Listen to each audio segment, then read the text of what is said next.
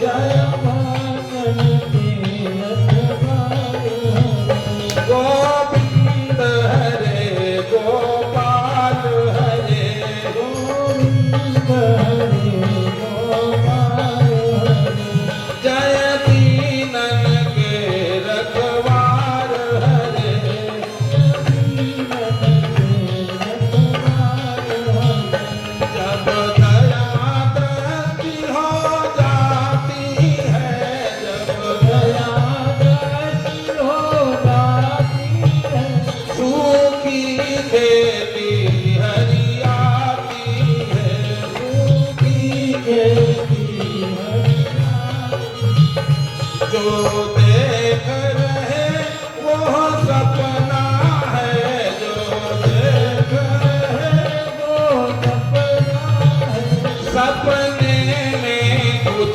नहीं अपना है सपने में कुछ नहीं अपना है गोविंद हरे गोपाल हरे गोविंद हरे गोपाल हरे जय दीनन के रखवार हरे जय दीनन के रखवार हरे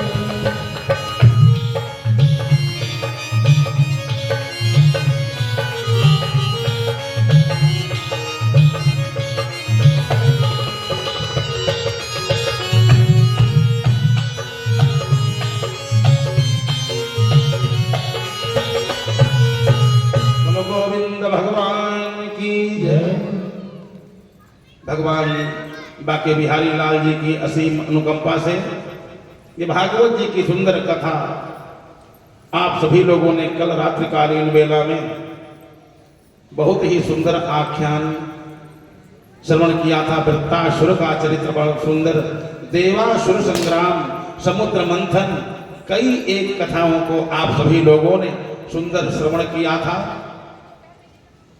आप सभी लोगों ने देवासुर संग्राम की कथा श्रवण किया। देवासुर संग्राम, समुद्र मंथन में विष निकला। भोलेनाथ ने जगत के कल्याण के लिए, बहुत लोग सोचते हैं कि भोलेनाथ केवल संहार करता है। बहुत लोग कहते हैं ना कि ब्रह्मा जी सृष्टि करते हैं, भोलेनाथ जी संहार करते हैं। भोलेनाथ शिवम शांतम अद्वैतम चतुर्थम मन्यन्ते स आत्मा। कहा भोलेनाथ जगत की आत्मा है और जगत का कल्याण करते हैं। नाम है जिनका शिव, शिव का मतलब है कल्याण, कल्याण करने वाले ऐसे भोलेनाथ की कथा कि जगत के कल्याण के लिए जिन्होंने विष का पान कर लिया। संसार का कोई देवी देवता जिस विष को पीना नहीं चाहता था, उस संसार में कोई काहे विष पिएगा। विष तो वही पिएगा जो महान होगा। वो भी काहे के लिए, खाली ऐसे विष पी ले और कहा हम महान हैं? नहीं, जगत के कल्याण के लिए जो विष पी ले महान है। देवासुर संग्राम हुआ जिसमें दैत्य मारे गए। जब सब दैत्य मारे गए, शुक्राचार्य जी को बड़ा कष्ट हुआ। एक तो देवगुरु बृहस्पति हैं और शुक्राचार्य जी दैत्य गुरु हैं, परम विद्वान हैं, परम विद्वान। बड़ा कष्ट हुआ कि हमारे सब चेला लोग मारे गए। गुरु का परम कर्तव्य है और गुरु की कृपा से ही शिष्यों का कल्याण होता है, उत्थान होता है। जाता प्रतापो धत कौरवाणाम कृष्णोपदिष्टो विजयो विजेतः। कहा प्रभाव एवं सगुरोर मोघः। अगर किसी के जीवन में उन्नति प्राप्त हुई है तो गुरुदेव की कृपा है, अपने गुरुजनों की कृपा है, माता पिता की कृपा है, अपने बड़े भाइयों की कृपा, जितने गुरुजन हैं सबकी कृपा है। ऐसा समझना चाहिए, केवल अपनी मेहनत न समझे कि मेरा खाली भाग्य है। गुरुजनों का, सब गुरुजनों का आशीर्वाद होता है, तब पद और प्रतिष्ठा प्राप्त होती है। आज शुक्राचार्य जी ने जब देखा हमारे दैत्य लोग मारे गए हैं, तो शुक्राचार्य जी ने मृत संजीवनी विद्या के द्वारा अपने शिष्यों को जीवित कर लिया। देखो, दो अपने यहाँ महाविद्याएं हैं जिनसे जीवित किया जा सकता है। एक है महामृत्युंजय। महामृत्युंजय अकाल मृत्यु से महामृत्युंजय बचा लेता, इसमें बिल्कुल संशय नहीं। और जिसको संशय हो उसके लिए भगवान और देवता कोई नहीं, क्योंकि यह पूजा पाठ कथा श्रवण ये सब जितना आस्था का विषय है वो केवल विश्वास का है। तुलसी बाबा ने रामचरितमानस में लिखा है, भवानी शंकरो वंदे। एक ने कहा काहे वंदे, भवानी शंकर की हम पूजा काहे करें, कौन है शंकर जी, कौन है भवानी। तो तुलसी बाबा ने आगे लिख दिया, सोचा कि कलयुग में लोग बहुत कहेंगे कि अच्छा दिखाओ शंकर जी कैसे हैं, सामने आवे। तो तुलसी बाबा ने बहुत ही सुंदर लिख दिया, भवानी शंकरो वंदे श्रद्धा विश्वास रूपिणम। उनका रूप क्या है, श्रद्धा विश्वास रूपिणम। श्रद्धा और विश्वास ही उनका स्वरूप है।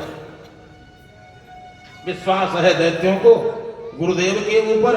अब तक गुरु के ऊपर जिसका विश्वास है, देवता के ऊपर जिसका विश्वास है, वैद्य के ऊपर जिसका, डॉक्टर के ऊपर विश्वास है, यादृशी भावना यस्य सिद्धिर्भवति तादृशी। भगवान पर, देवता पर और वैद्य पर, डॉक्टर पर अगर विश्वास आपका नहीं, आचार्य पर, भगवान पर, डॉक्टर पर अगर आपको विश्वास नहीं है तो फायदा नहीं होगा। लिखा यादृशी भावना यस्य सिद्धिर्भवति तादृशी। जिसकी जैसी भावना उसको वैसे ही फल की प्राप्ति होती है। अगर भावना आपकी अच्छी है कि हमारे गुरु जी ऐसे हैं, फायदा हो ही जाएगा, फायदा हो जाएगा। और जिनको विश्वास नहीं है उनको फायदा होने वाला नहीं है। तो दैत्य गुरु शुक्राचार्य जी ने, बृहस्पति जी ने बनाया महामृत्युंजय।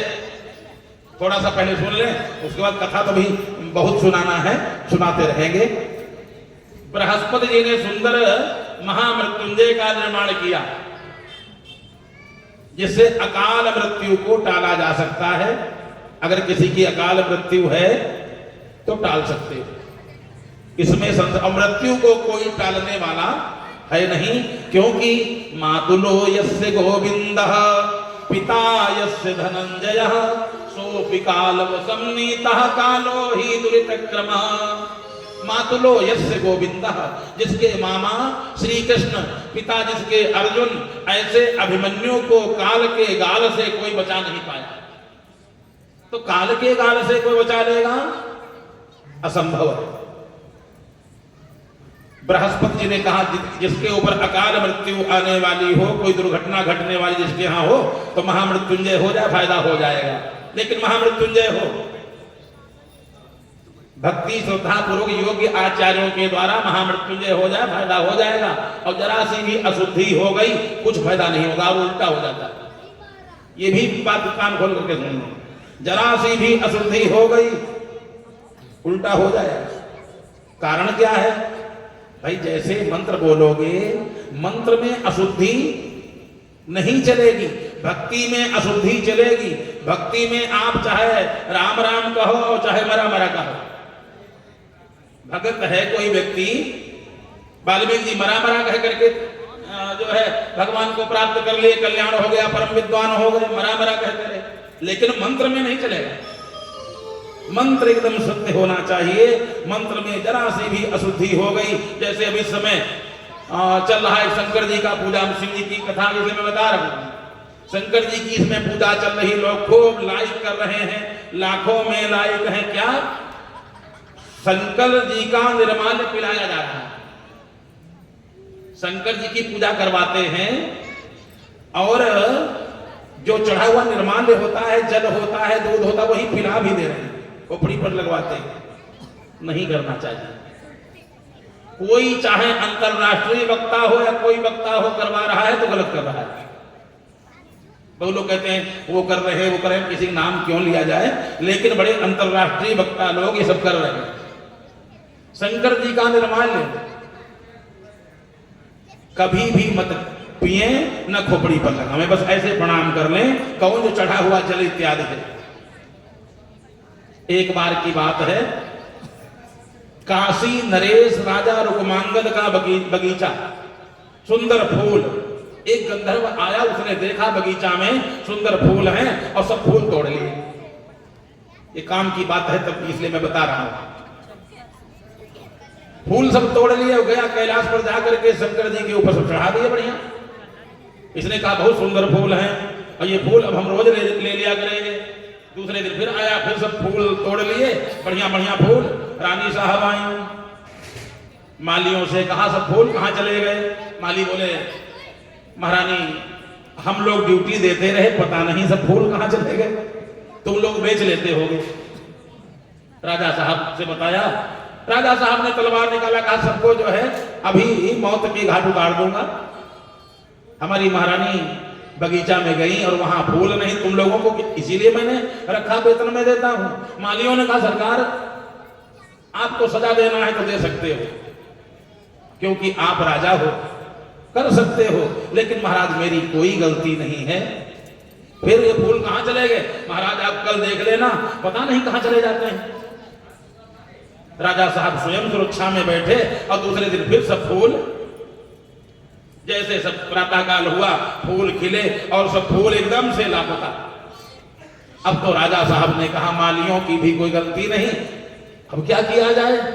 राजा साहब भी विस्मय में पड़ गए, पंडितों को बुलाया, क्योंकि जब कहीं पर काम न चले पंडित बुलाए जाते हैं, बुलाना चाहिए।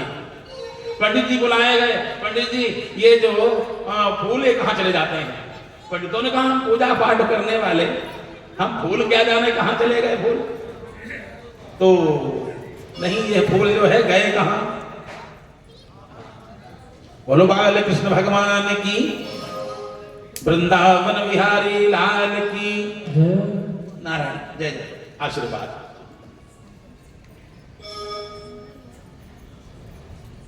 तो बोले ये फूल गए कहां? राजा साहब ने कहा जरूर कोई न कोई अपने यहां घटना घटती है, कोई बहुत विचित्र व्यक्ति यहां आता है, कोई बहुत ही विचित्र व्यक्ति आता है। राजा साहब स्वयं बैठे, तलवार लेकर के तमाम सेना को लगा दिया कि कोई बगीचा में जैसे आवे उसको अरेस्ट कर लिया जाए, पकड़ लिया जाए। इतने में राजा साहब ने भी जब देखा फूल सब चले गए, मालियों ने कहा देखा हुजूर, आज तो आप भी बैठे थे और ये सब फूल कहां चले गए? बड़ा ध्यानपूर्वक सुने, ये काम की बात है इसलिए मैं बताने लगा। कहा महाराज अब तो आपने देख लिया। राजा साहब ने कहा पंडितों को बुलाया, काशी के विद्वान सब आए, बड़े बड़े विद्वान काशी के आए। बोले कि महाराज हमारी समझ से कोई बड़ा देवता आता है या कोई गंधर्व आता होगा, कोई बहुत बड़ा सिद्ध पुरुष आता होगा जो ले जाता है। राजा साहब ने कहा हमसे इससे मतलब नहीं, पंडित लोग इसकी आप लोग जानकारी करो, चाहे जैसे पता लगाना पड़ेगा आप लोगों को, क्योंकि बहुत दिन से वेतन ले रहे हो। भाई पंडितों के ऊपर आ गई कि तुम बहुत दिन से वेतन ले रहे हो, और बताओ कम से कम विचार करके कि ये फूल कहां जा रहे हैं। पंडितों ने कहा महाराज विचार करके पत्रा उतरा सब पलटा, लेकिन कुछ विचार समझ में नहीं आया। कहा राजा साहब हम लोग पकड़ लेंगे। कैसे पकड़ोगे? कहा वो हमारी जिम्मेदारी है। काशी नरेश जी के यहां बोलो शंकर भगवान की। काशी नरेश जी के यहां पंडित लोग सब आए और उन लोगों ने सुंदर शंकर जी की पूजा सब कहीं होती, शंकर जी की पूजा जितने राजा महाराजा हुए, क्योंकि शिव अनादि है, अवधरतानी है, चाहे आप जहां जाएं शिव जी का मंदिर हर जगह मिलेगा। राम का चाहे न मिले, कृष्ण का चाहे न मिले, नारायण का न मिले, लेकिन शंकर जी का हर जगह मंदिर मिलेगा। वो चाहे दुष्ट क्यों न हो उसके यहां भी मिल जाएगा, रावण के यहां भी मिल जाएगा। भाई रावण तो राम का मंदिर नहीं बनाएगा, रावण के यहां भी शंकर जी का मंदिर बन जाएगा, क्योंकि वो अवधरदानी है और अनादि है। राजा साहब काशी नरेश ने जैसे आदेश दिया तो ब्राह्मणों ने सुंदर पूजा किया शंकर जी की। शंकर जी की पूजा करके और शंकर जी से निवेदन किया, हे प्रभु आशुतोष आशुतोष तुम अवधर दानी, आप अवधर दानी हो और हम लोगों की प्रतिष्ठा दांव पर लग गई है। आशुतोष तुम अवधर दानी, आरती हरहु दीन जन जानी।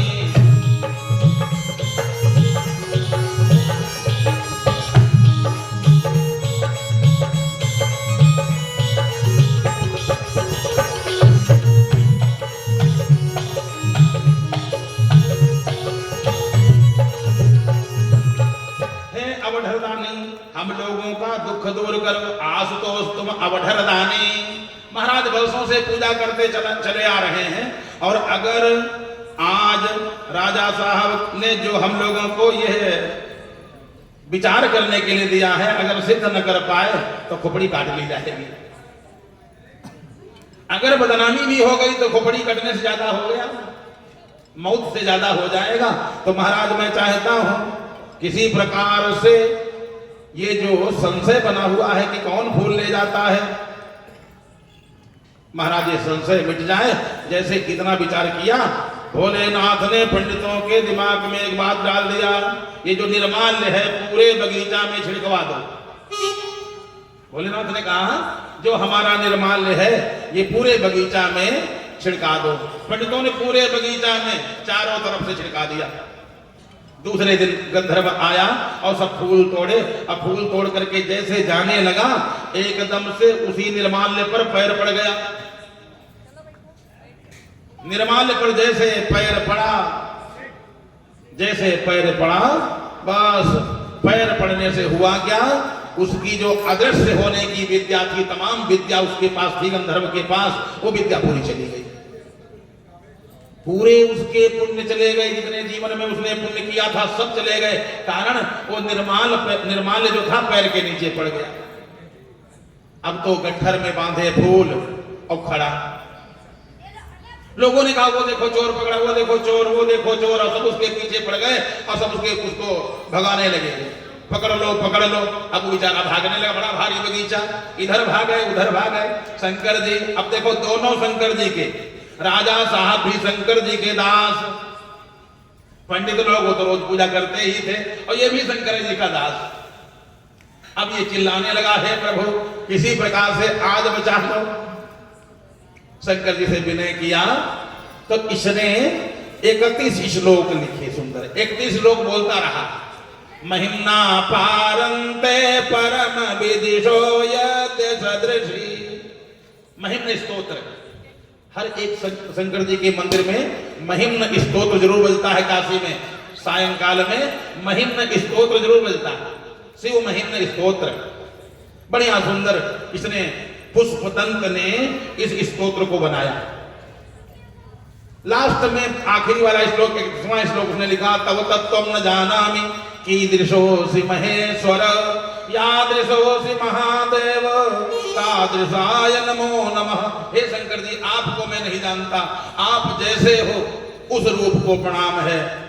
जैसे कितना कहा, भोलेनाथ ने कृपा कर दिया, जो इसमें अदृश्य होने की शक्ति थी फिर आ गई और एकदम से उड़ करके बढ़िया सुंदर चला गया। तब से एक विधान हो गया कि शंकर जी का निर्माल्य कोई न छुए न पिए, और शंकर जी की आधी परिक्रमा करो, ऐसा न हो कहीं वही निर्माल्य पैर के नीचे न आ जाए, तो आधी परिक्रमा करो। तभी से शंकर जी की आधी परिक्रमा होने लगी। कहा पूरा परिक्रमा अगर करेंगे तो ऐसा न हो निर्माल्य कहीं पैर के नीचे आ जाए। तो पूजा आप हम करें, पूजा बड़ा विधि विधान से करें। भक्ति तो स्वतंत्र है, भक्ति में चाहे जो कुछ करो, लेकिन पूजा जो कर रहे हो मंत्र के द्वारा, इनमें जो है गड़बड़ी न होने पावे। भगति स्वतंत्र सकल गुण खानी, बिनु हरि कृपा न पावई प्राणी।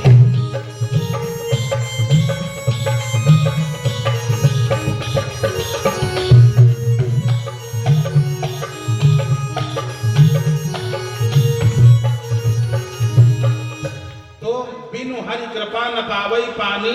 और क्या लिखा है? भगति स्वतंत्र, भक्ति स्वतंत्र है, उसमें आप चाहे जो कुछ करो।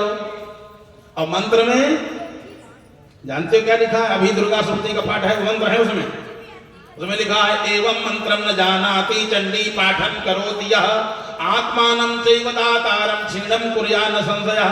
जो इन मंत्रों को नहीं जानता है और चंडी पाठ कह रहा है, आत्मानं अपना और जजमान का दोनों का नाश करता है, मंत्र नहीं छोड़ता। मंत्र शुद्ध होना चाहिए। तो महामृत्युंजय बढ़िया बृहस्पति जी ने बनाया कि अकाल मृत्यु से बचा लेगा बिल्कुल। दैत्यों ने जो दैत्य कुछ बचे थे, गुरुजी बृहस्पति जी ने तो बड़ा बढ़िया मंत्र बनाया है। बृहस्पति जी ने सुंदर ऐसा मंत्र बनाया है कि अकाल मृत्यु से, रोग से, कोई रोग लग जाए महामृत्युंजय करवाइए और उसके बाद सुंदर दवा करिए, बहुत जल्दी फायदा हो जाएगा। कुर्यात चिकित्सकम लिखा, अगर रोग आया है चिकित्सा करो, खाली पूजा के सारे न बैठो, वो औषधि तुमको फायदा करेगा। एक तरफ भगवान की पूजा करो और दूसरी तरफ दवाई भी करो। ये नहीं हाथ पर हाथ रख करके बैठ जाओ, अच्छा भगवान जाना है। भगवान कहते हैं तुमको कर्म करना पड़ेगा, कर्म करो। शुक्राचार्य जी बोले अगर उन्होंने अकाल मृत्यु से बचाने के लिए मंत्र बनाया है तो मैं मरे हुए को जीवित कर दूंगा। शुक्राचार्य जी और आगे, जो मर गया हो मैं जीवित कर दूंगा। शुक्राचार्य जी ने मृत संजीवनी विद्या, मृत संजीवनी विद्या बनाई और उससे जो मरे हुए थे दैत्य लोग उनको जिंदा कर दिया, जिसका नाम है मृत संजीवनी विद्या। तत्सवितुर्वरेण्यम, जैसे महामृत्युंजय ह्राम ओम जुंसा भूर्भुवस्वत्रयंबकम जजामहे सुगंधिम पुष्टिवर्धनम उर्वारुकमिव बन्धनान् मृत्योर्मुक्षीमामृतात् भूर्भुवस्वरों सहजुं ह्रौं ओम मृत संजीवनी तत्सवितुर्वरेण्यम त्र्यंबकम जजामहे सुगंधिम पुष्टिवर्धनम उर्वारुकमिव बन्धनान् धियो यो नः प्रचोदयात् मृत्योर्मुक्षीमामृतात्। उसमें गायत्री और कहां पर कितनी गायत्री, कहां पर कितनी गायत्री लगाई जाएगी, कहां पर कितनी गायत्री, ये नहीं मनमानी, कहां पर कितना गायत्री लगाई जाएगी। ओम तत्सवितुर्वरेण्यम फिर त्र्यंबकम जजामहे, मनमानी नहीं कि वो गायत्री भी बोल लो, कितने कितने शब्द लगेंगे, सब लिखित में है। तो मृत संजीवनी बनाया, मरे हुए दैत्यों को जीवित कर लिया। आज भी कोई जब उम्मीद न रह गई हो तो मृत संजीवनी विद्या का अनुष्ठान करें। बस करने वाले हों, करने वाले अब कहीं 1-2% हैं बस, और चाहे जिससे कहे तो करने के लिए तैयार सब हो जाएंगे। जानकार मृत संजीवनी विद्या के जानकार बस 2-4% हैं बस, मात्र 2-4%, ज्यादा नहीं। मृत संजीवनी विद्या और करने को जिससे कह दोगे कुछ नहीं मालूम होगा, वो कहेगा इसमें कौन सी बात, जब बताओ तब कर देंगे, और कर भी देगा और लाभ के बजाय हानि होगी, पैसा भी जाएगा हानि भी होगी। मृत संजीवनी विद्या के जानकार बहुत कम हैं। अभी एक शर्मा जी थे कोर्ट में, यही जज साहब शर्मा जी, सेल टैक्स के, और उनको कैंसर हो गया मुख में। किसी ने बता दिया काशी में कि मृत संजीवनी विद्या का अनुष्ठान करवाओ, और बेचारे किसी प्रकार से हमारे पास आए, हमने पंडितों को सबको बुलाया और बुला करवा दिया, और वो बढ़िया फिर ड्यूटी कर रहे हैं।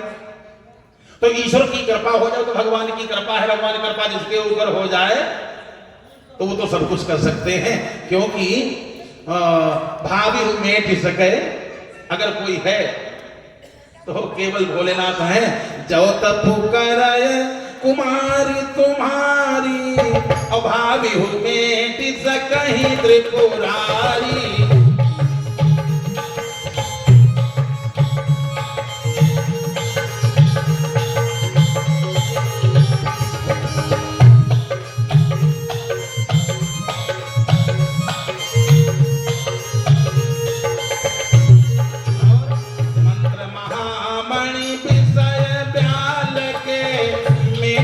कठिन कुअंक भाल के,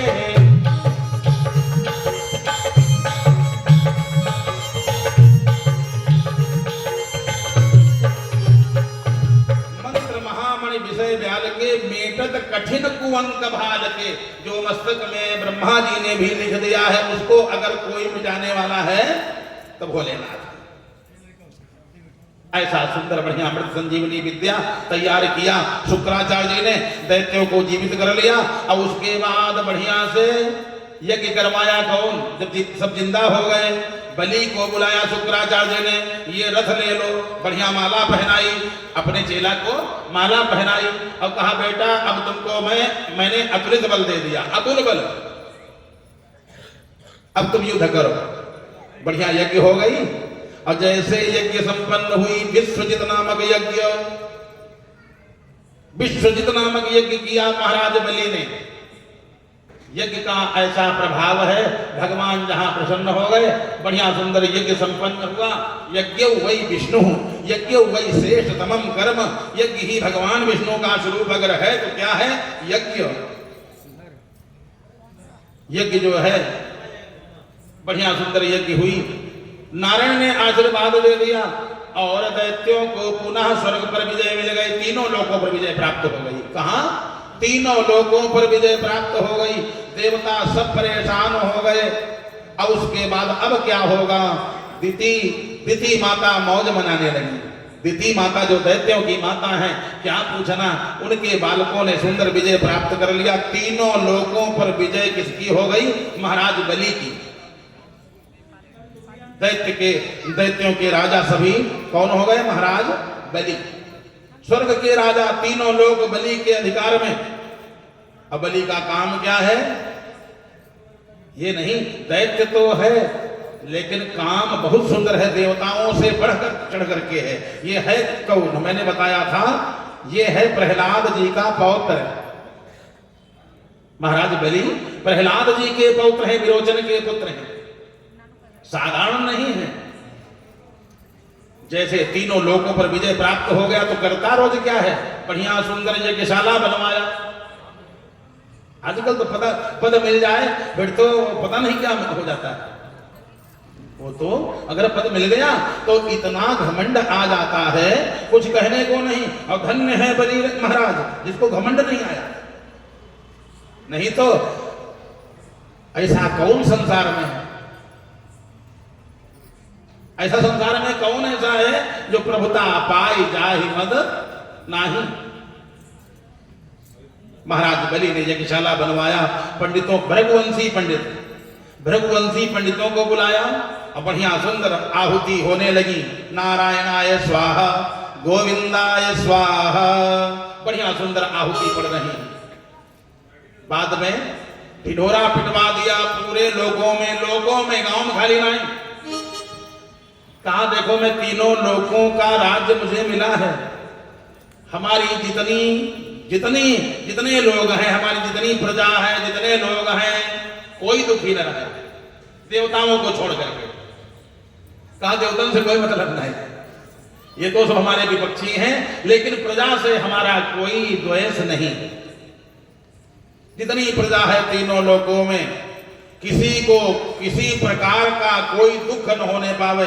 अगर दुख होगा तो मैं नरक जाऊंगा। बलि को ज्ञान है, क्योंकि जासुराज प्रिय प्रजा दुखारी, सोनप अवसि नरक अधिकारी।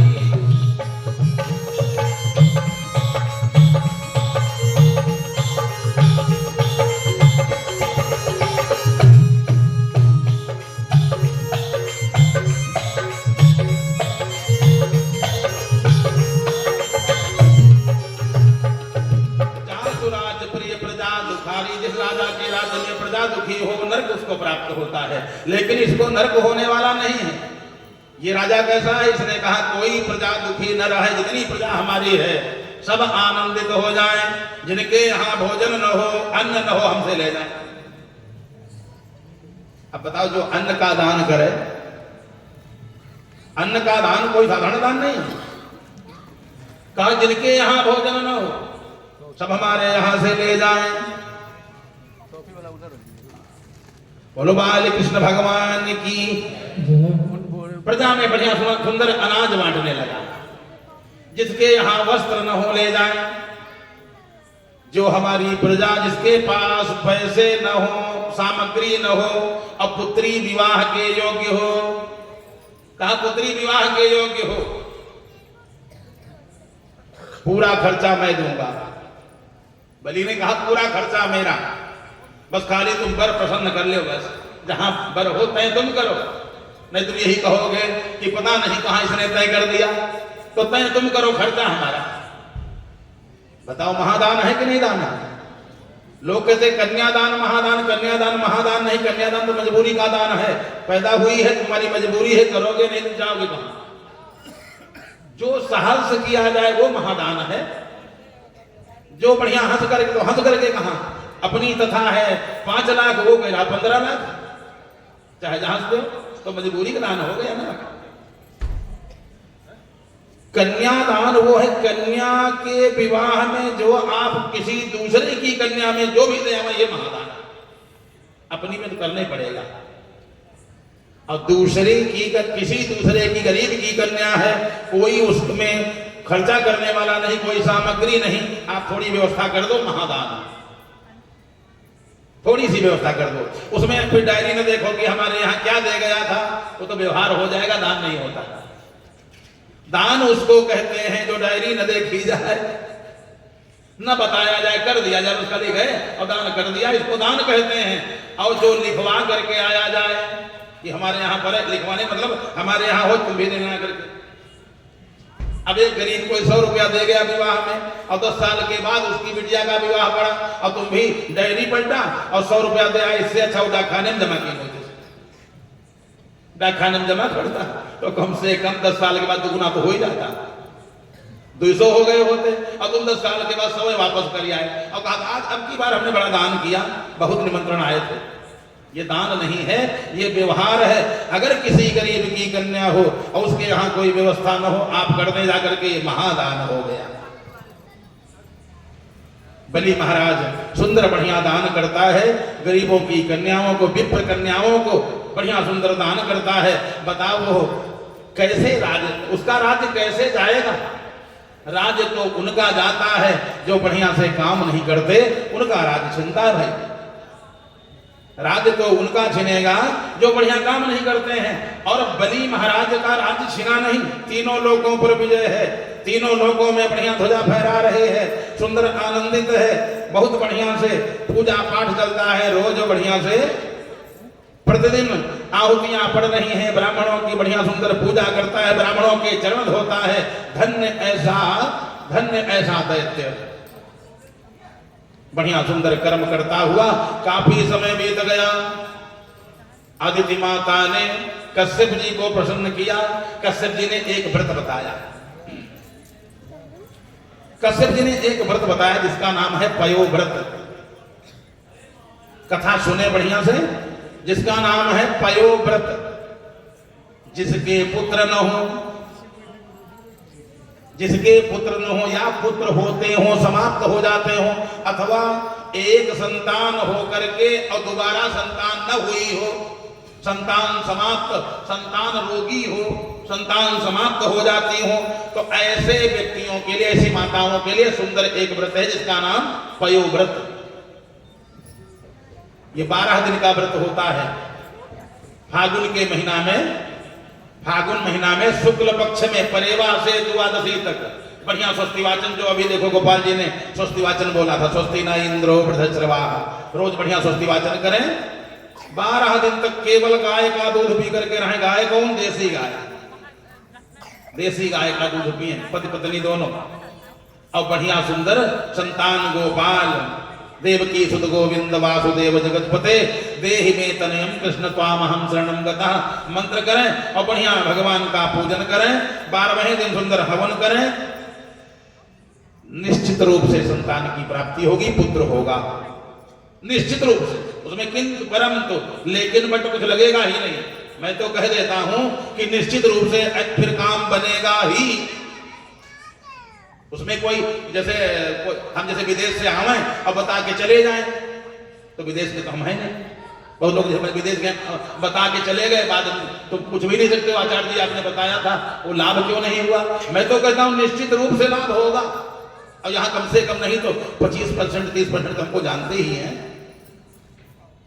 व्यक्ति उपाय करे, लाभ निश्चित है, इसमें संशय नहीं है।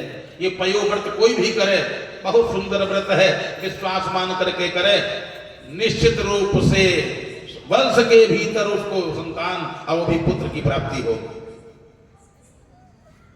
कश्यप जी ने जैसे बताया, अदिति माता ने किया, प्रभाव क्या हुआ?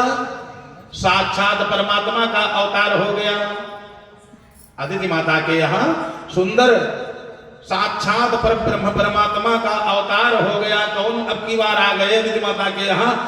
पुत्रों का भाग दिलाने के लिए। जो भाग छिन गया था, स्थान जो छिन गए थे, साक्षात परमात्मा का अवतार हो गया। बोलो वामन भगवान की। छोटा सा बालक कश्यप जी के यहाँ जैसे देखा, कश्यप जी ने सुंदर बालक, बड़ा सुंदर बालक है, पयोव्रत के प्रभाव से यह बालक प्राप्त हुआ है, बहुत ही सुंदर। ददौ कृष्णाजिनं भूमिर दंडम सोमो बृहस्पति कौपीनाच्छादनं माता देवच्छत्रम जगतः पते। छोटा सा बालक 52 अंगुल का, बस इतना बात, माने वो भी हमारे आपके अंगुल नहीं, उन्हीं के अंगुल, छोटे से बौना बन करके भगवान आए। तो तम बटुम वामनम दृष्टा मोदमाना महर्षयः। उस बौना को देख करके तम बटुम वामनम दृष्टा मोदमाना महर्षयः, सबके सब प्रसन्न हो गए देवी देवता। बड़ा सुंदर बालक, कितना सलोना बालक, आज तक ऐसा बालक देखा ही नहीं गया, बड़ा सुंदर बालक है। अब इस बालक को देख करके ददौ कृष्णाजिनं भूमिर, पृथ्वी माता आई, और पृथ्वी माता ने एक बढ़िया मृग चर्म दिया, काले मृग का चर्म।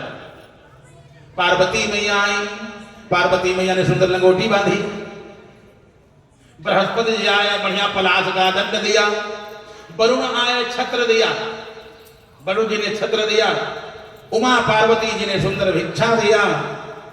कमंडलो वेद गर्भ, ब्रह्मा जी आए, ब्रह्मा जी ने कमंडल दिया वामन भगवान को।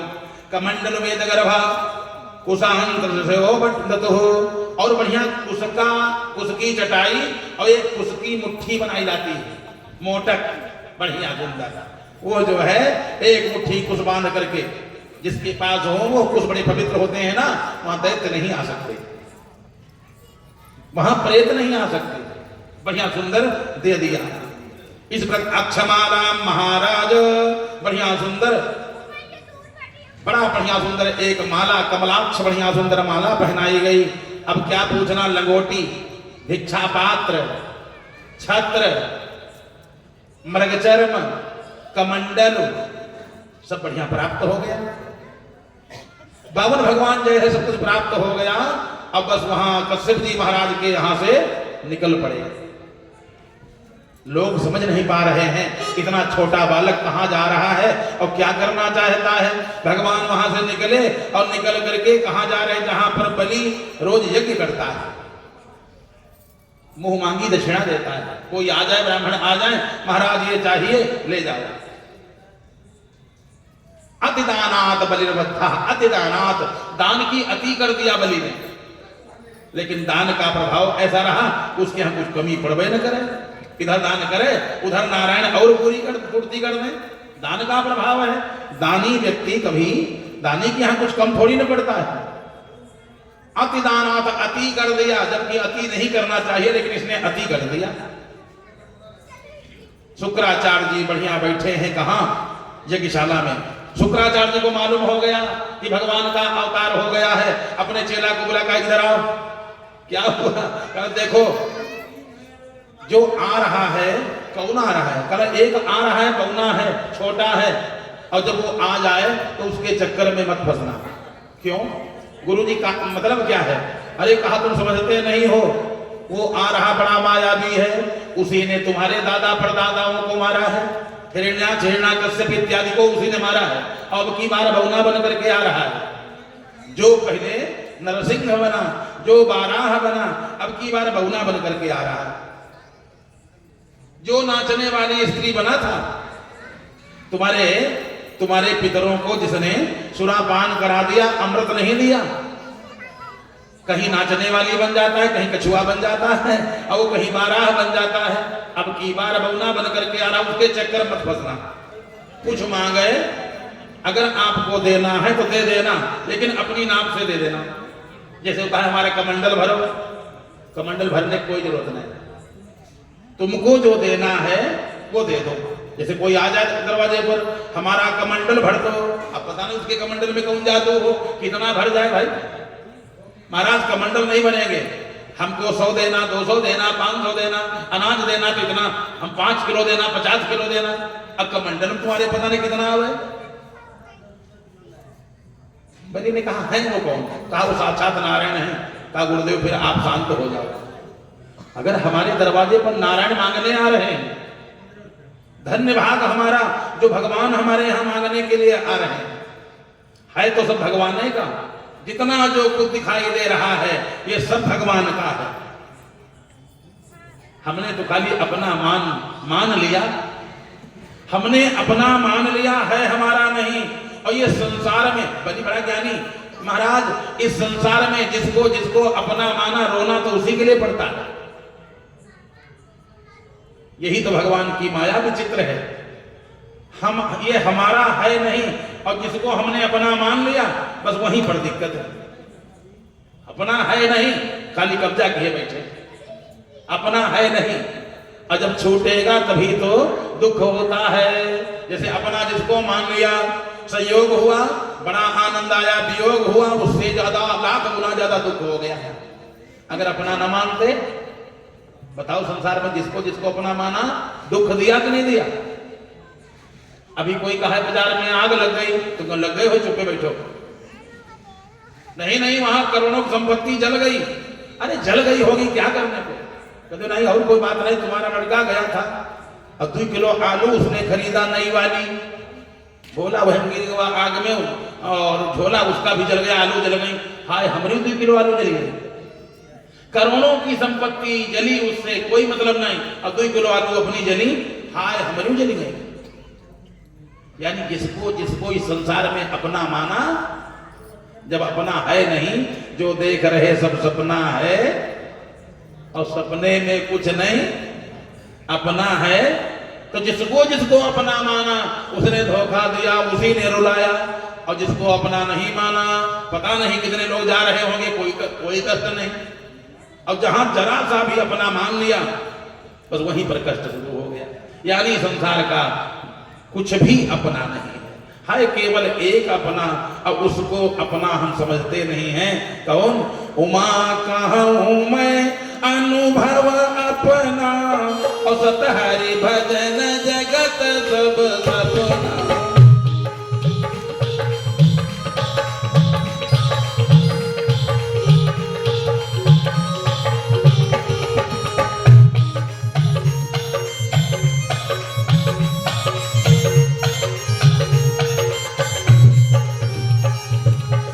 भजन जगत सब सपना। केवल भगवान की भक्ति सत है, और वही करते नहीं। मन तो उसी में नहीं लगता, और बाकी सब में मन लगता है। मन केवल भगवान की भक्ति में नहीं लगता, बाकी सब कहीं मन लगता है, क्योंकि माया है सब कहीं ना। पूरे संसार में भगवान की माया है, माया में मन सबका लगता है। कोई संसार का व्यक्ति चाहे अगर एक व्यक्ति के लिए कहा जाए तो वो व्यक्ति नाराज हो जाएगा। पूरे संसार का मन लगता है तो माया में। दुकान किए हो, रात भर बिक्री हो, रात नींद नहीं पड़ेगी, और पड़को करी तो बार बार चाय पी कर बैठोगे, बिक्री हो रही, माया आ रही, कथा हो रही, रात भर रुपया चढ़ रहा है, बड़ी अच्छी बात, क्या करे, कथा चलती रहे, क्या करे। यानी जहां जहां पर माया में मन तो अपने आप लगता है, और माया के पति में मन को लगाना पड़ता है। तो वहां कौन लगावे? जहां अपने आप मन लग रहा वहां लगने देते हैं। और सत हरि भजन, केवल भगवान की भक्ति सत है। धन्य है ऐसा दैत्य जो भगवान की भक्ति में अपने मन को लगाए। कहा गुरुदेव आप बैठो। अरे दुष्ट, तुझको मैंने राज दिला दिया, तीनों लोगों पर पूजा करके विजय दिला दिया, मेरी बात नहीं मानता, नरक जाएगा। कहा गुरुदेव नरक जाएंगे, कोई दिक्कत नहीं, नरक जाएंगे तो कोई दिक्कत नहीं, हम तैयार हैं इसके लिए। अगर भगवान है तो आने दो। और तब तक भगवान गेट पर आ गए। शुक्राचार्य बोले देखो इसके सामने हम कुछ बता भी नहीं पाएंगे। कहा इसके सामने अगर बताएंगे फिर कहो दिक्कत हमारे लिए भी कुछ दिक्कत हो जाए, क्योंकि इससे पार पाने वाला कोई है नहीं, तो इसके सामने नहीं, जितना समझा दिया अब ध्यान रखना। और अपना गए किनारे, फिर चटैया बिछा करके और बैठ गए आराम से। तब तक जैसे देखा स्वागतम ते नमस्तुभ्यम भगवन करवाम किम, स्वागतम ते नमस्तुभ्यम, आपका स्वागत है महाराज, अंदर आ जाओ, आपका परम स्वागत है, आप अंदर आ जाएं। जैसे इतना कहा स्वागतम ते नमस्तुभ्यम ब्रह्मर्षिणा तपा साक्षात मन्ने त्वा वपुर्धरम अद्यनः पितरः तृप्तः। इतनी सुंदर बात कह रहा है, कहता मैंने गया किया, स्वयं कह रहा है मैंने गया किया, मेरे पितरों को तृप्ति नहीं मिली, मैंने यज्ञ किया उससे भी तृप्ति नहीं मिली, फिर तृप्ति काहे मिली? अद्यनः पितरः तृप्ता अद्यनः पावितम कुलम, आज मेरे पितरों को अक्षय तृप्ति मिल गई, आज मेरा कुल पवित्र हो गया। भगवान ने कहा कैसे? कहा जो आप हमारे यहां आ गए, आप हमारी ये विशाला में पधारे हैं, इसलिए आज मुझको मालूम हो गया कि आज मेरे पितरों को तृप्ति मिल गई। हमारे पितरों की बड़ी कृपा, जो आप आ गए, आपकी कथा मिल जाए, आपकी कथा मिल जाए, आप आ जाओ, बात दोनों एक ही है।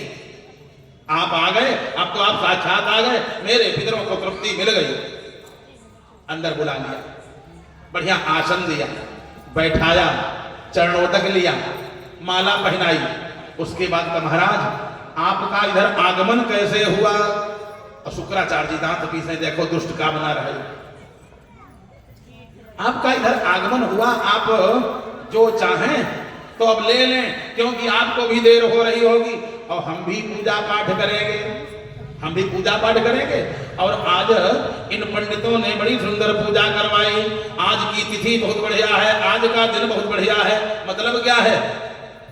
जिस दिन वामन भगवान का अवतार हुआ उस दिन जानते तिथि कौन थी? उस दिन तिथि थी द्वादशी, भादों का महीना, द्वादशी तिथि, बहुत पवित्र द्वादशी तिथि सबसे बढ़िया तिथि है। कोई कहता है धनतेरस बढ़िया होती, कोई कहता अक्षय तृतीया बढ़िया होती, कोई कहता है बसंत पंचमी सबसे बढ़िया। लेकिन शास्त्र जो कहते हैं कि सबसे बढ़िया कौन कौन है, सुन लो तुम। दान अगर सबसे बढ़िया है तो नानोदकम समम दानम, अन्न जल के समान कोई दान नहीं, और हर व्यक्ति कर सकता है। अन्न का दान, जल का दान, जैसे कोई प्यासा है पानी कौन नहीं पिला सकता है? अब तव वाले हो तो नहीं जाते तुम खाना, रोटियों न हो तव वाले अलग है, नहीं तो जल का दान कौन नहीं कर सकता है? हर व्यक्ति जल पिला सकता है किसी न किसी को। हाँ रख दो, रख। नानोदकम समम दानम, अन्न जल के समान कोई दान नहीं, न तिथिर द्वादशी समान, और द्वादशी के समान कोई तिथि नहीं। अन्न जल नहीं ज्यादा है तो थोड़ा अनाज है, एकादशी का व्रत करो, कहीं बढ़िया 1 रुपया हो, 1 रुपया रख करके पंडित जी को दे आओ, एक खुराक सीधा दे दो आटा। कोई घर का कहे भी कि काहे दे दिया, कहते भाई हमने कल नहीं खाया था वही हम दे रहे हैं, जो मैंने नहीं खाया मैं ज्यादा नहीं दे, उतना ही दे रहा हूं। दे सकते हैं आराम से, जल का दान कर सकते हैं। और दूसरा न तिथिर द्वादशी समान, द्वादशी के समान कोई तिथि नहीं। भगवान का, वामन भगवान का अवतार हुआ और देवताओं को आज ही उनके पद मिल जाएंगे जो छिन गए थे। तो द्वादशी के समान कोई तिथि नहीं। न गायत्र्या परो मंत्रो, गायत्री से बढ़कर के कोई मंत्र नहीं। जैसे बहुत लोग मंत्र दीक्षा नहीं ले पाए, ले ले सबसे बढ़िया है। जैसे मंत्र जपने वाला ब्राह्मण, क्षत्रिय, वैश्य, जिनका जनेऊ हुआ हो, अगर वो दीक्षा न ले पाए तो कोई दिक्कत नहीं। कारण क्या है? उनको गायत्री की दीक्षा जनेऊ में दी जा चुकी है। न गायत्रा परो मंत्रो, गायत्री मंत्र से बढ़कर के दूसरा कोई मंत्र नहीं है। अब देवी देवता में आ जाओ, फिर देवी देवता कौन बड़ा? न मातुर्दैवतम परम, माता से बढ़कर के कोई देवी देवता नहीं। देवी देवता सबकी पूजा करो, लेकिन माता पिता का अपमान करा भी होने न पावे, क्योंकि इनसे बड़ा कोई देवी देवता नहीं है। ये न होते तो ये शरीर तैयार न होता, ये न होते तो शरीर न होता। तब न मातुर दैवतम परम, माता से बढ़ करके कोई देवता नहीं, पिता से बढ़ करके कोई देवता नहीं। जब तक हैं तब तक इनकी खूब सेवा करे, अब न रहे तो फिर गया श्राद्ध बढ़िया सुंदर करे, सब विधिवत करे। न मातुर दैवतम परम, क्योंकि इनसे बड़ा कोई देवता है नहीं। कारण क्या है? जन्म देन कहा पितु अरु माता, अकरम शुभा शुभ देई विधाता।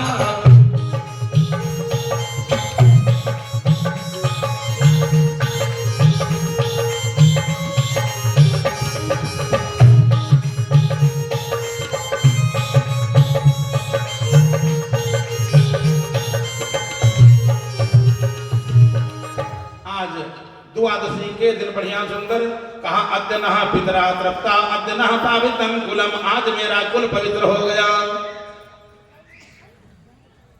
ब्रह्मर्षियों का जीवन आपका दर्शन हो तो सफल हो जाता है। आज आपके दर्शन मैं कर रहा हूं, मेरा जीवन ही सफल हो गया। जैसे इतना कहा, महाराज बलि ने कहा, महाराज कुछ ले लो, आप कुछ ले लो, कुछ भोजन करेंगे? अरे नहीं नहीं, भोजन मैं छोटा हूं, ज्यादा भूख भूख लगती नहीं है। अच्छा तो महाराज क्या लोगे? अपने मन की चीज बताओ, जो इच्छा हो सो ले लो। भगवान बोले क्या दे सकते हो? तो महाराज तीनों लोगों में राज्य अपना है। जब तीनों लोगों में राज्य अपना है तो तीनों लोगों की संपत्ति किसकी हुई? मेरी हुई, सामग्री मेरी हुई। तो आप जो कुछ चाहो तीनों लोगों में वो ले लो। भगवान ने कहा वैसे भी तो हमारा गाम कांचनम गुणवद्धाम अरिष्टम, गाम गौदान ले लो। पहले गौदान बहुत होते थे, आप गौदान महाराज ले लो, सबसे बढ़िया। क्योंकि ज्यादा ये सब नहीं था बवाल, जैसे आजकल का है कि कोठी बढ़िया होना चाहिए, ये वो होना चाहिए। प्रदूषण कोई था नहीं, गर्मी ज्यादा थी नहीं, पहले लोग बस खाते पीते थे और मस्त रहते थे। ज्यादा बवाल नहीं था, एक दो वस्त्र, ज्यादा वस्त्र नहीं। आजकल तो वस्त्र घर में खो जाए तो दूसरी साल मिले, इतने वस्त्र घर में हैं। अगर कोई एक वस्त्र खो जाए तो दूसरे तीसरे साल मिले, इतने घर में कपड़े। पहले ज्यादा बवाल नहीं, बस व्यक्ति खाता पीता और भगवान का भजन करता था। तो कहा गाम कांचनम, महाराज गौदान ले लो, आप बढ़िया दूध पियो और आराम से, आने जाने की जरूरत नहीं। ये महाराज कोठी अपनी है, यह ले लो, इसी में रहो, ये आपके नाम कर दूंगा। बाकी तीनों लोगों में राज्य अपना है, हम और कहीं रहने लगेंगे, आप इसको ले लो। गाम कांचनम, सोना ले लो। गुणवद्धाम, धाम माने कोठी, आप बढ़िया कोठी बंगला ले लो। अब उसके बाद कहीं कमाने न जाना पड़े तो कई गांव आपके नाम हम कर देंगे। बढ़िया टैक्स मिले, आराम से बैठे बैठे आप भोजन पाओ। दूसरी व्यवस्था एक और है, विप्र कन्या। अगर आप विवाह करना चाहो तो विप्र कन्या, हमारे गांव में ब्राह्मणों की कन्याएं हैं बढ़िया। कोई छोटी कन्या होगी और बढ़िया हम अभी कन्यादान कर देंगे, अभी बुलाएंगे पंडित जी को, वो अपनी कन्या लेकर के आएंगे, अभी कन्यादान पैर मैं पूज दूंगा, साथ में सामग्री दहेज मैं दूंगा। जैसे कितना कहा, विप्र कन्याम्मा, सोना चांदी, हाथी घोड़ा गऊ, कोठी बंगला, जमीन, जो आप चाहो ले लो। अब कहीं जाना भी नहीं, आपके नाम तमाम हम क्षेत्र कर देंगे, बढ़िया जिला के जिला कर देंगे, टैक्स मिलेगा, खूब मजे से बैठे बैठे खाना। भगवान मुस्कुराए, भगवान ने कहा वैसे तुम बड़े दानी हो, और दानी काहे न होते, क्योंकि तुम्हारे कुल में सब दानी पैदा हुए। तो महाराज हमारे कुल में दानी? हाँ हाँ, तुम्हारे एक बाबा थे जिनका नाम हिरण्याक्ष था, उन्होंने तो अपना जान अपना प्राण दे दिया था भगवान को। जो लोग पहले दिन कथा सुने हैं, इसलिए कथा रोज सुनना चाहिए। जब भगवान आए थे 12 भगवान ने कहा अच्छा हमसे वरदान ले लो, तो उसने कहा हमसे खुदा ही ले लो। तो भगवान ने कहा फिर ऐसा करो, अपने प्राण हमको दे दो। तो कहा तुम्हारे बाबा थे, उन्होंने अपना प्राण दान में दे दिया था, और प्राण से ज्यादा प्रिय और कोई चीज नहीं। संसार में अगर सबसे अगर कोई प्रिय वस्तु है तो प्राण है। महाभारत में एक श्लोक आया है, नहीं प्राणात् प्रियतरम लोके किंचन विद्यते। संसार में प्राणों से बढ़कर के और कोई वस्तु प्रिय नहीं। किसी से कहो अच्छा तुम्हारा घर जाएगा या तो प्राण जाएगा, बताओ क्या दोगे? तो एक मैं घर ले जाओ, प्राण बचा रही दूसरा बनेगा। संपत्ति जाएगी, संपत्ति दोगे या प्राण दोगे तो संपत्ति व्यक्ति दे देगा। प्राणों से बढ़कर के प्रिय कोई वस्तु नहीं। हर व्यक्ति यही कहता है बस भगवान प्राण बचे रखे, और नहीं ऐसे कहता है कहा जिनका जो कुछ देकर दो जान छूटे, ऐसे बोलचाली भाषा में कहते जान छूटे। कहने का मतलब यही है कि सबसे प्रिय अगर कुछ है तो अपने प्राण है। तुम्हारे पुरखों ने प्राण दान दे दिया तो हाथी घोड़ा भवन भूमि ये तो सब आसान बात है, तो दे सकते हो। अरे महाराज आप के लिए चाहे जितना ले लो। भगवान ने कहा ठीक है, तो मैं लेना चाहता हूं, संकल्प करो, दोगे? पत्नी से पूछा क्या किया जाए? पत्नी ने कहा बिल्कुल। पत्नी दाहिने बैठी थी। दाहिने इसीलिए पूजा बैठाया जाता है ताकि पत्नी से भी सलाह हो जाए। पत्नी दाहिने है, देखती रहे कोई दिक्कत तो नहीं, कोई गड़बड़ी तो नहीं हो रही, या कोई कंजूसी तो नहीं हो रही, इसलिए दाहिने बैठा जाता है। महाराज दान करो, दान के प्रताप से आप हमको मिले हो, और दान के प्रताप से ही आपका तीनों लोगों पर जो है यश फैला हुआ है, आप दान करो। बलि की एक बहन बैठी थी, उसने देखा और इतना सुंदर लड़का आया है, इसके कोई संतान नहीं थी, अगर ऐसा लड़का मिल जाए तो हम दूध पिला दें। कितना सुंदर लड़का है, एकदम छोटा सा, इसको हम दूध पिला देती। भगवान मुस्कुराए, भगवान ने कहा तुम दूध हमको पिलाओगी। बढ़िया सुंदर देखती रही। भगवान ने कहा फिर संकल्प करो, बिना संकल्प के हम लोग कुछ लेते नहीं, बिना संकल्प के हम लेते कुछ है नहीं। अरे बताओ आप क्या लोगे? कहा 3 पग पृथ्वी। मैं 3 पग पृथ्वी लूंगा, वो भी अपने पैरों की नाप से, कोई दूसरा नापे ना। वो होगा किसके नाप से? अपने नाप से मैं लूंगा। भगवान ने कहा अपने नाप से नापूंगा। तस्मात् तो महिषाद वृणेहम वरदर्शभात पदानि त्रीणि दैत्रेण सम्मितानि पदामम। सम्मितानि पदामम, मैं अपने पैरों से नापूंगा, तुम लोगों के पैरों से या लेखपाल हमें 3 बीघा दे देना है। केवल 3 पग पृथ्वी लूंगा, वो भी सम्मितानि पदामम। संकल्प करो। अक्षत ले लिया, फूल ले लिया और कुछ पैसा रख लिया, और उसके बाद विष्णु होने का जब नंबर आया, कहा इसमें जल डालो, जल इसमें डाल दो। गुरुदेव बैठे थे, गुरुदेव ने कहा मालूम पड़ता अगर जल पड़ गया, जल अक्षत पुष्प द्रव्य, अगर ये सब चीजें हैं तो संकल्प आपका पूरा है। बहुत लोग कहा रुपया पंडित जी का रुपये रखे, हाँ रख लो। अरे बेर न रखे तो ठीक है। एक यजमान मिला, कहा गुरु जी भूलत कब होना है? मिलते हैं, कहा पंडित जी क्यों नहीं भूलत है, रुपया रखा। हमने कहा बिना इसके संकल्प होता ही नहीं। जल अक्षत पुष्प और द्रव्य कुछ भी हो, चाहे 1 रुपया होना चाहिए, संकल्प खाली नहीं होना चाहिए। अब क्या आया? अक्षत पुष्प और द्रव्य आ गया। गुरुदेव ने कहा जल न गिरे तो संकल्प अधूरा, जल न गिरे संकल्प अधूरा है। तो जो गड़ुआ था, गंगा जली, अपने सबके यहाँ गंगा जली होती, उसमें टोटी लगी होती। गंगा जली अब तो बहुत कम रह गई ना, पहले गंगा जली होती थी, उसमें ऐसे बढ़िया टोटी लगी, बढ़िया ऐसे उठाओ और जल गिर जाता। बढ़िया गंगा जली ऐसे। गुरुदेव वहां से उठे, और गुरुदेव तो मनचाहा रूप बना सकते थे। गुरुदेव गुजवा बन करके, इतना बड़ा कीड़ा बने गुजवा, और उसी टोटी में घुस करके बैठ गए। भगवान मुस्कुराए कि दान में पहले भी ये बाधा बन रहा था और फिर बाधा बना, और नहीं इसको कल पड़ी तो देखो इसके अंदर घुस करके बैठ गया। भगवान ने कहा चलो तुमको पहले प्रसाद दे दें, तुमको पहले प्रसाद दे दें।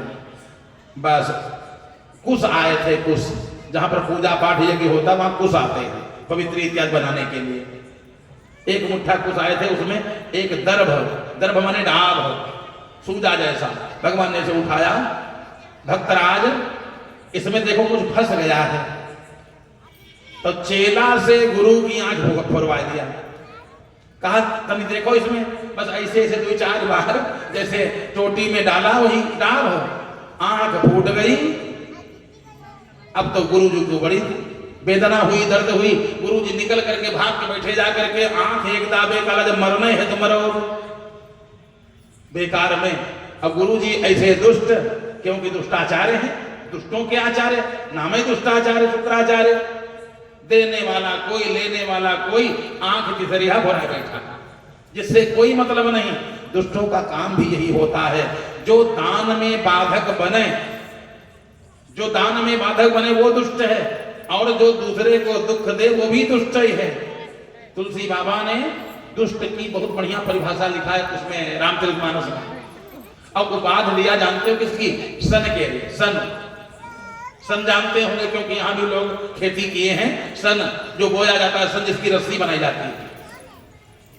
तुलसी बाबा ने कहा दुष्ट और सन एक जैसे होते हैं, मतलब कोई नहीं, सन से भी कोई मतलब नहीं, दुष्ट से भी कोई मतलब नहीं, लेकिन दोनों संसार को दुख देते हैं, दुष्ट भी और सन भी। तो एक बोले सन बेचारा क्या करे, तो खेत में होता है।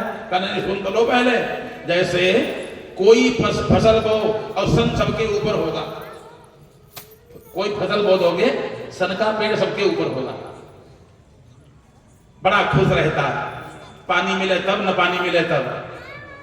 किसान ने उसको काटा और तब तक बाबा पहुंच गए उसके पास। बाबा बोले सन से, तुम बड़े खुश हो, तुम तो काटे गए हो, खेत में लगे थे तब तुम खुश थे तो अच्छी बात, लेकिन तुम काटे गए तब भी खुश हो। कहा हाँ बाबा खुश हैं, बता देंगे, खुश हम बहुत हैं। क्यों खुश हो? आज नहीं बताएंगे, तैयार हो जाने दो।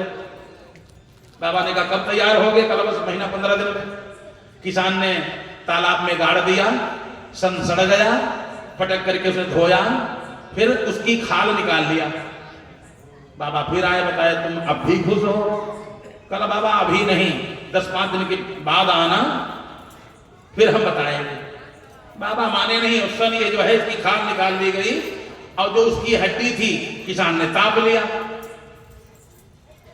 किसान की सन की हड्डी ताप लिया, उसकी खाली खाल बची, रस्सी बनाया, और रस्सी बना करके पेड़ में खूब घिसा इसे, फिर धूप में बांध दिया इसे।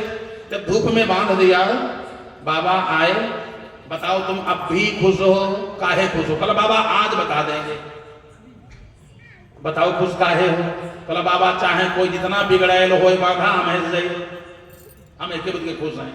कोई फांसी भी लगाएगा कल हमें लगाई, अगर कोई फांसी भी लगाएगा तो हमसे लगाएगा, लोगों के प्राण मैं लूंगा, लोगों को बांधूंगा मैं।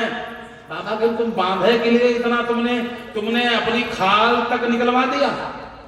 दुष्ट का काम यह है, जैसे दुष्ट है, दुष्ट दुष्टता करते करते खेत पात घर सब बिक जाता है, अब पूरे गांव को तबाह किए रहता है। अब उससे पूछो, कहो कहाँ हाल चाल है? कहा हाल चाल सब ठीक है, हम बर्बाद हो गए, लेकिन गांव पूरा हम फिर बैठे नहीं दिन ठीक थे, सबको परेशान खूब किया। ये दुष्ट का काम है। तुलसी बाबा ने सुंदर चौपाई लिखा, खलसन इव पर बंधन करई, और खाल कढ़ाय विपत्ति सही मरई।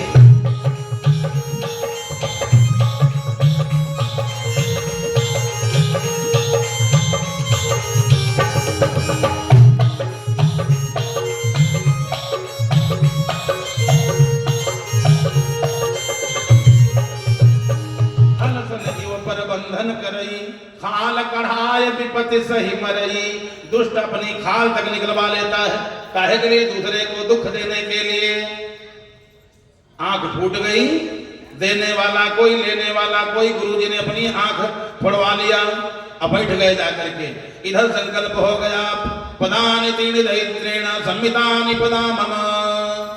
द्वादश्याम तिथौ भाद्रपद मासे शुक्ल पक्षे तिथौ द्वादश्याम त्रीणि पग पृथ्वी दानम अहं करिष्ये।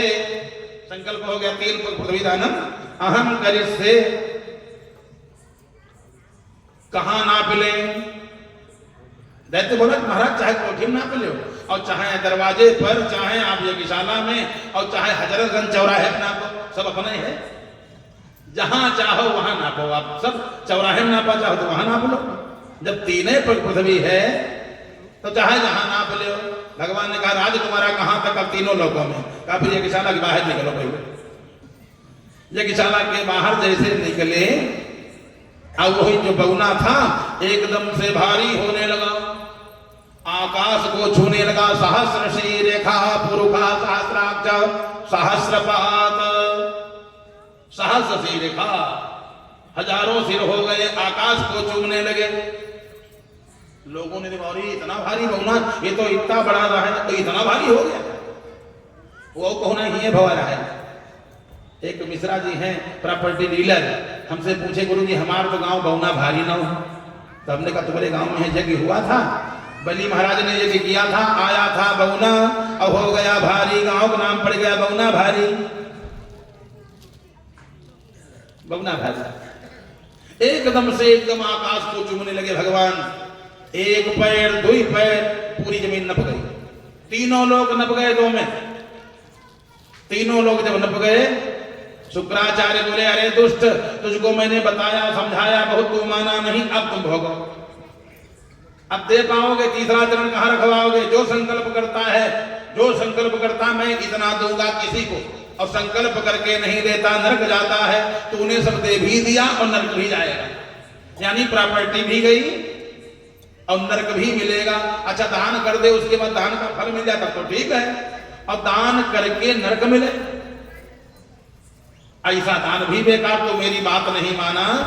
कहा गुरुजी जिन परमात्मा ने यज्ञ करवाया, जिन परमात्मा ने संकल्प करवाया, हमको विश्वास है हमारा दान भी पूरा वही करवाएंगे, हमारा दान वही परमात्मा करवाएंगे।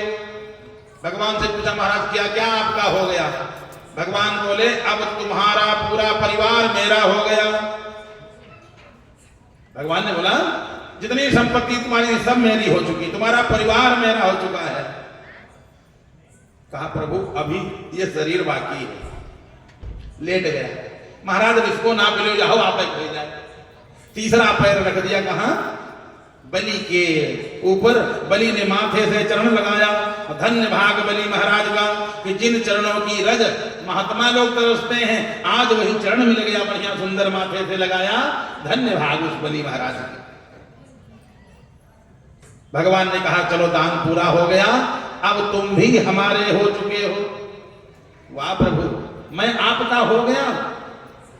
भगवान ने अपने मुंह से कहा हाँ अब तुम हमारे हो चुके हो, तुम्हारा परिवार मेरा हो चुका है।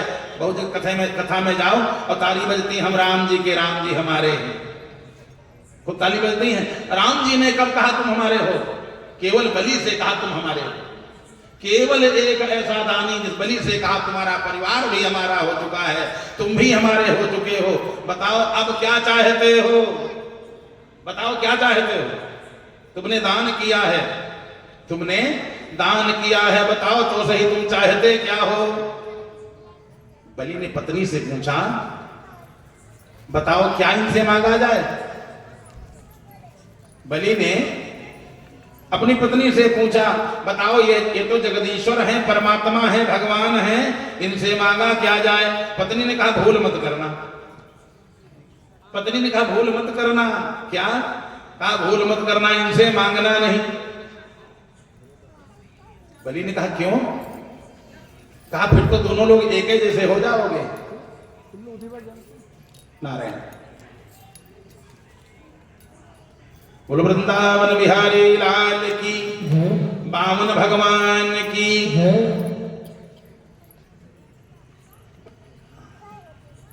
जैसे कहा कुछ मांग लो। पत्नी बोली महाराज हमारा पति मांगेगा नहीं। भगवान बोले क्यों? तो पत्नी ने बड़ा सुंदर जवाब दिया। पत्नी ने कहा हारिल भूमि का छाड़ी दियो। पत्नी ने कहा महाराज सुनो, हमारा पत्नी ने कहा महाराज सुनो, आप हमारे यहां मांगने आए हैं और आप अब